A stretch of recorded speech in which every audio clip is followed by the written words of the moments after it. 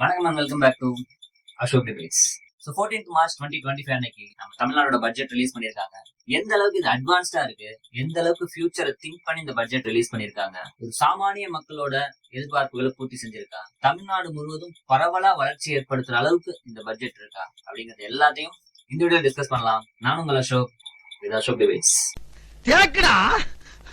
முடியுமா முடியாது. சோ இந்த பட்ஜெட்டோட ஹைலைட்டான விஷயங்களுக்கு போறதுக்கு முன்னாடி நம்ம மாநிலத்தோட நிதி ஆதாரத்தை பத்தியும் நம்ம பார்க்கணும். அதாவது இந்த மாநிலத்தோட மொத்த நிதி ஆதாரம் இந்த 2025-2026 நிதியாண்டுல 3,31,569 கோடி. இந்த டோட்டல் ரெவன்யூவை நம்ம 4 விதமா பிரிக்கலாம். அதாவது ஓன் டாக்ஸ் ரெவன்யூ, நான் டாக்ஸ் ரெவன்யூ, அதுக்கப்புறமா ஷேர்ஸ் சென்ட்ரல் டாக்ஸ், அதாவது ஜிஎஸ்டில நமக்கு கலெக்ட் ஆயிட்டு அதுக்கப்புறமா ரிட்டர்ன் வருது அந்த ஷேர்ஸ் யூனியன் கவர்மெண்டோட பட்ஜெட்ல நமக்கு ஒதுக்கப்படக்கூடிய நிதி. சோ அடுத்து இந்த ஓன் டாக்ஸ் ரெவன்யூவே எந்தெந்த வகையில நமக்கு வந்து சேருது அப்படின்னு பாத்தீங்கன்னா, ஃபர்ஸ்ட் அதிகபட்சமா இருக்குது அந்த கமர்ஷியல் டாக்ஸ் தான். அந்த வீட்டு வரி, நில வரி, குடிநீர் வரி, இந்த மாதிரியான விஷயங்கள்ல இருந்து அதிகமா வருது. அடுத்து ஸ்டாம்ப் அண்ட் ரெஜிஸ்ட்ரேஷன், அந்த பத்திரப்பதிவு மூலமா, அப்புறம் ஸ்டேட் எக்ஸைஸ் டியூட்டி, அடுத்து மோட்டார் வெஹிக்கிள் டாக்ஸ், அப்புறமா இதர வரிகள். இது மாதிரியான காம்பினேஷன்ல நமக்கு இந்த ஸ்டேட் ஓன் டாக்ஸ் ரெவன்யூ கிடைக்குது. சோ இதுக்கப்புறமா ஒவ்வொரு செக்டாருக்கும் எந்த அளவுக்கு நிதி ஒதுக்கி இருக்காங்க அப்படின்னு பாத்தீங்கன்னா, வழக்கம் போல தமிழ்நாட்டில் கல்விக்கு தான் முக்கியத்துவம். அதாவது எஜுகேஷன் டிபார்ட்மெண்ட்டுக்கு மட்டும் 55,261 கோடி ரூபாய் ஒதுக்கியிருக்காங்க. Following by urban development, rural development, health, அதாவது மெடிக்கல் செக்டருக்கு எந்த அளவுக்கு ஒதுக்கியிருக்காங்க, எனர்ஜி மின்சாரத்துறை, இந்த மாதிரியான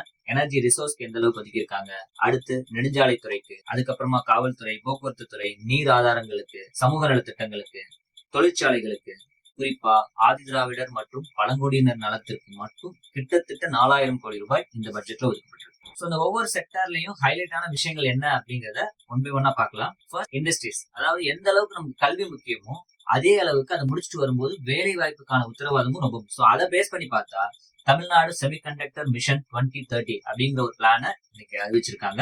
கோவை, சூலூர் மற்றும் பல்லடம் பகுதியில தலா 100 ஏக்கர்ல செமிகண்டக்டர் மேனுபேக்சரிங் பார்க்ஸ் ஓபன் பண்ண போறதா சொல்லியிருக்காங்க. செமிகண்டக்டர் லேபும் கிரியேட் பண்ண போறதா சொல்லியிருக்காங்க. சோ இதன் மூலமா யாருக்கு வேலை கிடைக்கும் அப்படின்னு பாத்தீங்கன்னா, குறிப்பா mechanical engineering, electrical engineering, electronics and communication engineering, அப்புறமா குறிப்பா இந்த மெக்கட்ரானிக்ஸ் ஒரு டிபார்ட்மெண்ட் இருக்கும். சோ இவங்களுக்கு எல்லாருக்கும் இங்க அதிகமா வேலை கிடைக்கிறதுக்கு அதிக வாய்ப்புகள் இருக்கு. சோ ஒரு ஹை அண்ட் ஆபீஸ் ஃபெசிலிட்டிஸோட ஒரு டைட்டில் பார்க் ஒசூர்ல ஓபன் ஆக போகுது, ஒரு மினி டைட்டில் பார்க் விருதுநகர்ல ஓபன் ஆக போகுது. சோ ரெண்டோட எஸ்டிமேஷன் என்ன அப்படின்னு பாத்தீங்கன்னா, ஒரு 6,600 எம்ப்ளாய்மெண்ட் கிரியேட் ஆகும் அப்படின்னு இந்த பிளான் படி சொல்றாங்க. அடுத்து புதிதாக 2 காலனி தயாரிக்கும் தொழிற்சாலைகள் வந்து மதுரை மாவட்டம் மேலூர்லயும் கடலூர்லயும் ஓபன் பண்ணி தலா 10,000 வேலைவாய்ப்புகள் உருவாக்க போறதா இந்த பிளான் அறிவிச்சிருக்காங்க.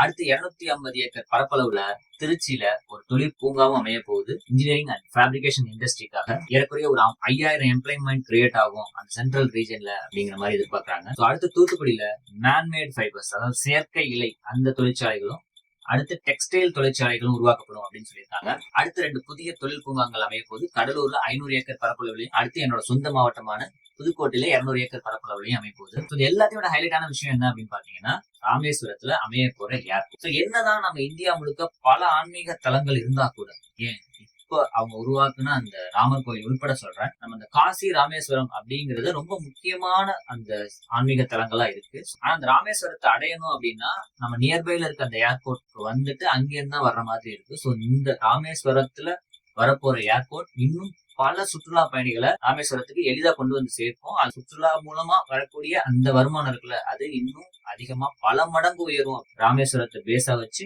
ராம்நாடும் இன்னும் அதிகமா வளரும்.